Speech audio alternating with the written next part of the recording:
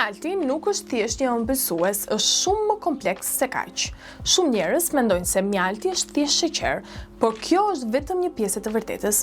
Po, ai përmban fruktozë dhe glukozë, por përveç tyre ka dhe përbërës të tjerë të artë si enzima, antioksidantë dhe substanca natyrale që ndikojnë në trup në mënyra të ndryshme.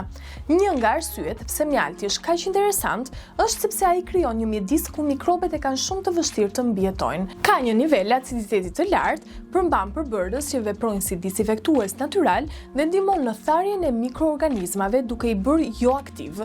Kjo është edhe arsyeja pse është përdorur prej shekujsh, jo vetëm si ushqim, por edhe si mbështetje në shërim. Por ajo që e bën mjaltin edhe më të vlefshëm është kombinimi i tij me përbërës të tjerë. Mjalti dhe çaji jeshil. Ky kombinim përdoret si një energjizues natyral. Mjalti të jep energji të menjëhershme dhe të qëndrueshme, ndërkohë që çaji jeshil ndihmon për fokus dhe përmban antioksidant. Rezultati është energji më e pastër pa rënje të menjëhershme. Mjalti dhe rozmarina. Rozmarina lidhet me përmirësimin e qarkullimit të gjakut në tru dhe përqendrimin. Kur përzihet me mjaltin, krijon një kombinim të thjeshtë që mund të ndihmojë në fokus dhe qartësi mendore. Mjalti i fermentuar në hudhër, xhenxhefil, kurkum apo siç e njohim tumerik. Ky është një nga kombinimet më të përdorura për imunitetin. Hudhra ka veti kundër mikrobeve. Kurkuma, apo e njohur ndryshe si tumeriku, ndihmon në uljen e inflamacionit, xhenxhefili ndërkohë mbështet në tretje.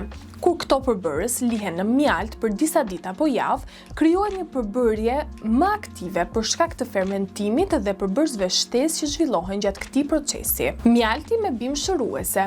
Në përdorimin tradicional, mjalti është përdorur edhe për lëkurën. Kur përdoret me bimë të caktuara, si për shembull kalendula apo e njohur në shqip si lule kumaku, ndihmon në rigjenerimin e lëkurës. Trumza ka efekt kundër mikrobeve. Livando qetëson irritimet, gjethja e dellit ndihmon në pickime apo kruarje. Këto përzierje janë përdorur si një formë natyrale për ndihmë ndaj lëkurës. Një detaj shumë i rëndësishëm, jo çdo mjalt është i njëjtë. Mjalti i papërpunuar, i pangrohur dhe i pafiltruar ruan më shumë nga këto vlera, ndërkohë që mjalti i përpunuar shpesh humbet një pjesë të mirë të tyre. Na tregoni në komente cilën prej këtyre recetave keni provuar dhe a dini receta të tjera magjike ku përfshihet mjalti?